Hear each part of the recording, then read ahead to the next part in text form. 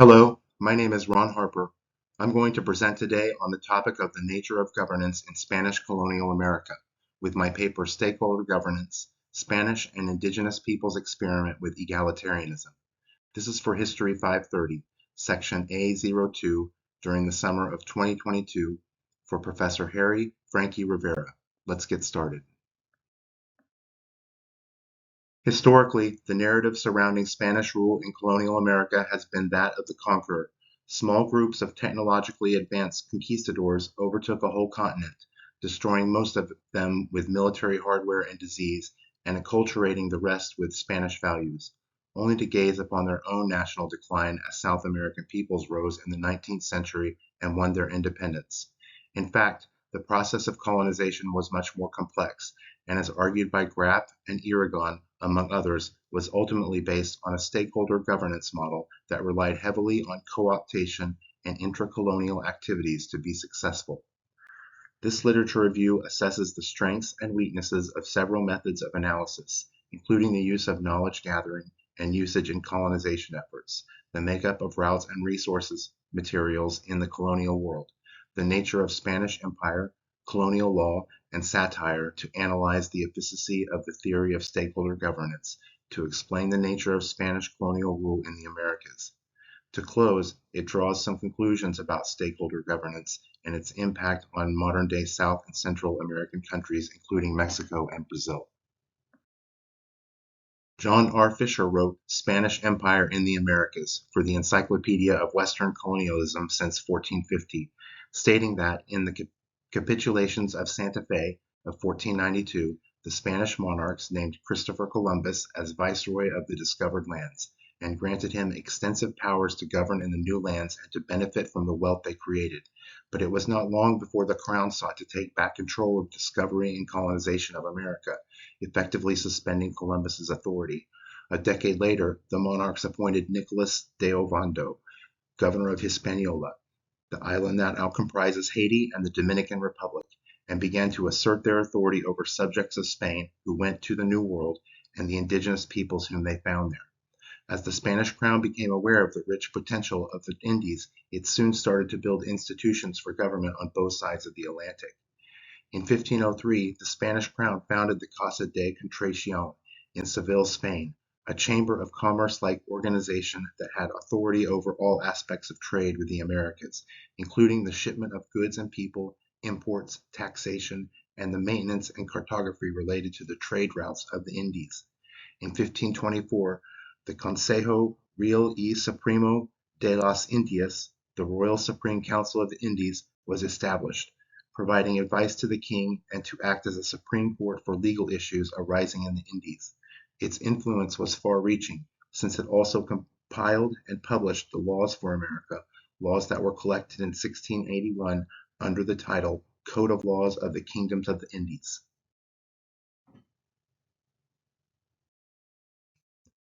One of the main functions of the Supreme Council was knowledge gathering, which began for the Spanish crown almost as soon as the New World had been discovered.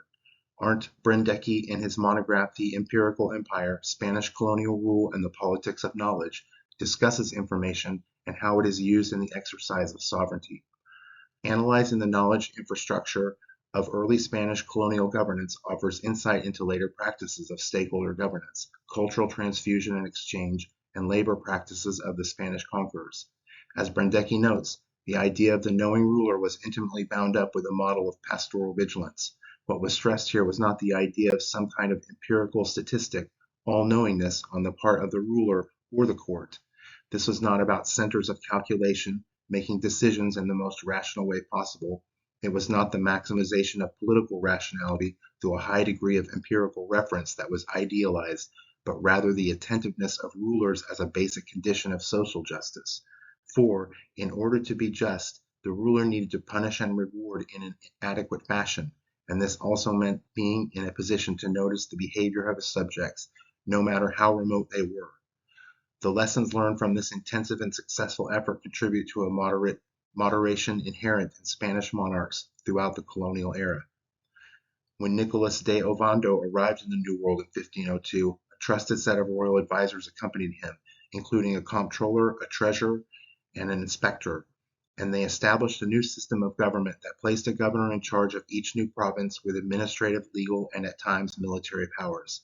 The crown established 10 audiencias in the 16th century, which administered justice across Central and Southern America, and in 1535 established the first viceroyalty in New Spain, who exercised power as the chief representative of the king. The crown also established a treasury to administer royal taxes, including tributes from the indigenous populations, and a quintos, or royal fifth of mining proceeds, gobernaciones, provisional governorships, the corregimientos, mayoralties, and the corregimientos de indios, the rural supervisors, made up lower levels of government. In the towns and cities where the white population was grouped together, the cabildos provided municipal government. Their magistrates and councilors enforced law and order and supervised matters of common interest, such as food distribution, cleanliness, craft statues, prices and salaries, and the handling of public goods. By 1570, this framework of governance was in place in the Spanish colonies and would expand as more territories were brought under the control of the crown. On the flip side of this same coin were the indigenous people and traditional governance that for centuries had cultivated an advanced civilization, hosting a decentralized system that stretched across what would become Spanish colonial America. These pre-Columbian civilizations practiced trade, advanced agriculture, and complex political and social economies across varying degrees of distance and widely differentiated peoples. Instead of obliterating these structures during colonization, the Spanish co-opted people and systems and helped to organize them into stakeholder arrangements whereby indigenous people were both economically and politically integrated into the governance system. The Spanish colonial state developed into a stakeholder model, explains Regina Graff and Alejandro Irigon in their journal article, A Stakeholder Empire, The Political Economy of Spanish Imperial Rule in America, in which local interests were deeply invested in the survival and expansion of empire. This means of co-optation were intracolonial transfers as well as credit relations between the state and colonial individuals and corporations, which guaranteed that much of colonial revenue was immediately fed back into the local economy while minimizing enforcement costs. Their research of Spanish American Treasury receipts and subsequent cross-comparison across regions reveals that subjects became stakeholders and stakeholders interacted with and were represented in the governance of the empire. In this ongoing study, Graff and Irigon envision a rework of traditional notions of the political economy of Spanish colonial America. They explain that colonial treasuries had a vast amount of autonomy, which encouraged large intercolonial transfers of wealth, and in turn electrified indigenous people as merchants and go-betweens, and ultimately encouraged a strong economic base for the structure of empire, which was often perceived as disengaged. By the time the House of Bourbon rose to power in 1714, reformers tried to overrule local decision-makers. Colonial subjects vehemently opposed this breach of the political and economic contract with the crown, developed over more than 250 years. By organizing the economy so that it included indigenous people instead of subjugating them, the result was cooperation in trade and social awareness among Spanish and indigenous people. For example, consuldados, Spanish American or Criollo members of the merchant guilds offered services that were not free of charge for the colonial treasury. The consuldados of Lima and Mexico received the privilege of collecting the main taxes on international and domestic trade. As class and caste structure evolved in the Spanish colonies, heightened mobility and opportunity began to present itself.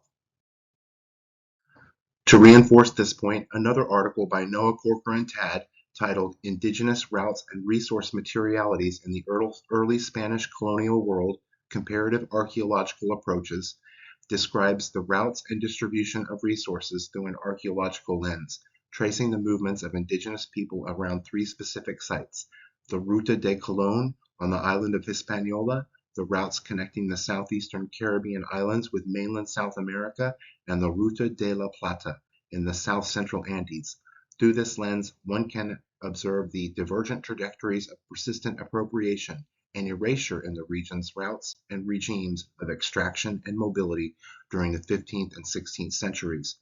This article highlights the critical contributions that indigenous people made to early Spanish rule in the Americas by highlighting the shared structures that allowed for both indigenous and conqueror to share routes of travel and documents the cooperation that existed in power structures, especially in southeastern Caribbean islands and mainland South America in the South Central Andes. Although the comparisons point to the possibility of comparative approaches to other mobility regimes, from the networks of smuggling in the Caribbean and the southern Andes to the formalization of the royal roads and postal systems across the Americas during the 18th century that emerged to connect both internal markets and the broader Spanish colonial world. Their presence and continued maintenance indicates a shared method for modes of mobility.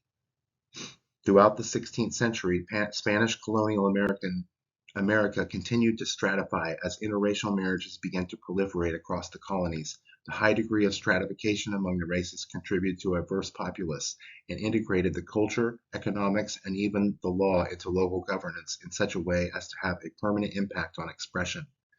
Tamar Herzog in Colonial Law and Native Customs, Indigenous Land Rights in Colonial Spanish America offers another perspective on this topic. Tying this paper together are the elements of indigenous peoples' lifeways that were adopted to Spanish colonial rule, offering space and patience for stakeholder governance to emerge as a successful mechanism during colonization. The paper focuses on one region by surveying the documentation related to communal, not private, indigenous land from the Audiencia of Quito, the present-day Republic of Ecuador, and the southern part of Colombia during the colonial period, and argues for an essentially pre-Columbian ideation of legal land ownership. The indigenous population achieved this remarkable feat by arguing that native rights had to be recognized by colonialists. Implied in this obligation was the duty to appeal to Spanish administrators and courts, adopting forms of arguing and evidence giving that were Spanish rather than indigenous. The Spanish Empire's hands-off approach to governance engendered parity, too, as carefully outlined by Donald Gilbert Santamaria in his journal article titled Sancho's Insula and the Politics of Empire. In this piece, the ideal of knowledge as a driving force for colonization is mocked by Cervantes for his pride. The author offers a different kind of perspective on the Spanish Empire in the Americas, this time by comparing Cervantes' Libros de Caballeros, books of chivalry, and the character of Sancho with the conquistadores. One need only read Cortez's biography to get a sense of the extent to which the legacy of the conquistadores in the New World after the conquest of Mexico was dominated by the new maneuvering of men whose only real commitments were to their own positions of power. That is, to precisely those Machiavellian political machinations that the Spanish honor code ostensibly rejected. Inherent in this article is self-deprecation on the part of the Spanish people, as Cervantes mocks the myriad convoluted arguments made by conquistadors as they ravaged the Americas. Harkening back to Brendecki's The Imperial Empire, the author notes that, in effect, the myth of the noble knight gives way to the equally mythic figure of the wise knave, with one important difference. Where the one may be accused of a rather dangerous form of self-deception, the other's lack of complex motivations allows him to serve as a positive model for what might have been had humanity not succumbed to the corrosive influences of power understood as the end in itself. Taken together, these facets of the nature of colonial governance in Spanish America, including knowledge gathering, co-management of roads for mobility, and affinity by indigenous people to learn about and use legal avenues for redress, and even the self-produced parody of the Spanish Empire's conquistador as only concerned with the trappings of power, demonstrate the fundamental nature of governance in Spanish colonial America. There is an argument, however, noted by Irigon and Graff in another article titled Bargaining for Absolutism, a Spanish Path to Nation-States and Empire Building, that countervails. Exciting historiography that has shown that in both peninsular Spain and its American possessions, reality was very different from the simplistic portrayal, while even in its European core, absolutism was merely a political aspiration. Parliaments could be just as arbitrary and intrusive as kings. However, the charge that Spanish absolutism has in the long run hindered successful political, social, and economic development in Latin America is very much alive. Irigoyen and Graff use comparisons between the colonies of the British and the Spanish to argue that cooperation was necessary in order to flex this colonial economy and distribute the fiscal burden across colonial regions and economic sectors. Similarly, Louis Hankey and Jane M. Rausch argue in their book People and Issues in Latin American History, The Colonial Experience, that the evidence for absolutist governance in Spanish colonial America does not allow any fair-minded observer to characterize those three centuries as a tyranny or as uniquely oppressive, as purposefully or generally cruel, or as obscurantist. In his book Empires of the Atlantic World, Britain and Spain in America 1492 to 1830, John H. Eliot traces the development of the Spanish Empire in the New World from 1492 to 1830. The author spends part of the monograph detailing the conditions under which the imperial structures organized by the Mexica and the Incas, with their concentration of power at a central point, made them vulnerable to a European takeover in ways that the looser tribal groupings of Yucatan and North America were not. For example, the book describes the 16th century war with the Chichimex, requiring the Spanish to undergo a process of building forts to garrison professional soldiers, and how these soldiers sold their Chichimex slaves to other indigenous tribes to support the presidios that housed them. Disease contributed to success, the author notes. While not formally constituting an empire, the transatlantic territories of the Spanish settlement were early endowed with their own distinctive juridical status within the Spanish composite monarchy. Later, the Peace of Pyrenees in 1659 and the Anglo-Spanish Treaty of Madrid of 1670 reduced Spanish influence in Europe, as domestic troubles saw the Spanish shunned, a stark reversal of fortune from the 16th century, portending the decline of Spanish rule in the Americas during the late 18th and 19th centuries. As Spain went into decline, rebellions and eventually the wars of independence of the 19th century saw the end of Spanish colonization in the Americas. Before the Spanish Empire relinquished its colonies in the Americas in 1898, 1.25 million Spaniards had immigrated to the New World. During the same period, over 1 million African slaves were also shipped to Spanish America. In total, Spanish America had 17 million inhabitants by the early 19th century. In order to maintain an overseas empire of such magnitude, some order of cooperation was required between the rulers and the ruled. The reality is that supposedly inferior groups were often more mobile, occupied places of considerable wealth and prestige in return for organizing conscript labor forces. For example, Potosi, a bustling town in Bolivia, hosted a silver mine in the 16th century in one of the highest places in the world.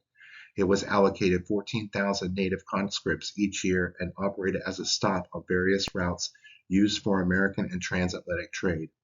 As a result, the fusion and transculturation that expresses itself today in Latin America are the result of cultural exchanges that occurred during this time of colonization. After the wars of independence brought on by nationalism and nativism, 19th century Latin America experienced a decline in liberalism as hopes for increased liberty, universal equality, popular sovereignty, and America for Americans gave way in the face of conservative ideology. New nation-states in Latin America fell into a pattern of underdevelopment and militarism and were adversely affected by the deep cultural and religious affinity for the Roman Catholic Church. Today, Latin American states continue to develop new industries, press for liberal democracies and human rights, and present as a unique cultural and political identity that inspires the world over.